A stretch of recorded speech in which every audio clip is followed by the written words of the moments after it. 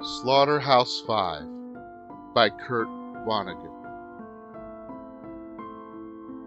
I'm just going to say things as they come to me.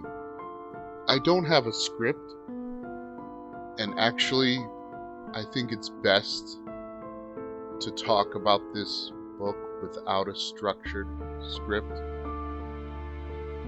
because the book itself doesn't have a normal structure. And, well, let's just get into it. The story is about the bombing of Dresden. It involves a man named Billy Pilgrim. But it's so much more than that. The author, Kurt Vonnegut, is the narrator, and throughout the book he inserts himself. Billy was on a truck and somebody said, "Oh boy, this looks like the Emerald City." And then he says, "That was me. That was me," Kurt Vonnegut, saying that at that time.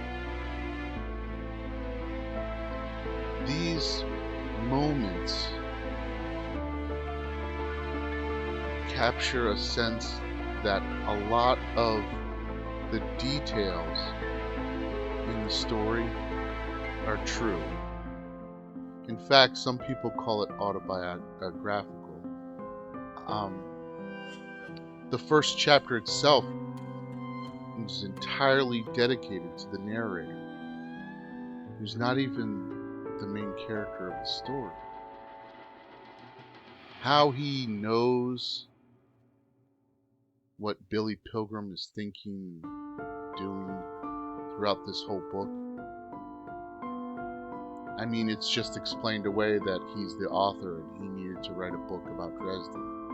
So there you go.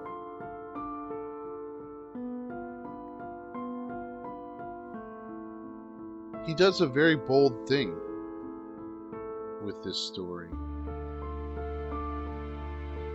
He tells you the beginning and the end right up front. He does more than that. You see, he created simultaneously a recollection of a moment in time, a staunch anti-war novel,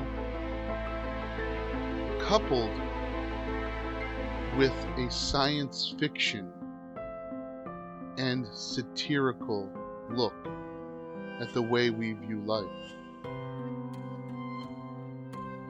In the book, Billy Pilgrim goes through time in a different way than you or I. He might open a door and he's back in the war. He might fall asleep in the war to wake up being 40 years old and being an optometrist back in the States. He knows his future and his past. He knows where and when he's going to die, because he's lived these moments, all of them seemingly out of sequence. As he travels through his life, he's traveling through time. But it's more than that. He meets these aliens, and they explain that they can see all of those moments, all lined up. It's as if they're outside of time. And the way he describes is, if you're driving by and you see the Rocky Mountain range, all those mountains, you can see them all at once. It's a daring thing to do, to make a book like this, because it challenges the reader to not only take the author seriously on fantastical things, but at the same time makes us find the serious parts almost comical. After the bombing of Dresden, he keeps referring to the outside world as craters on the moon.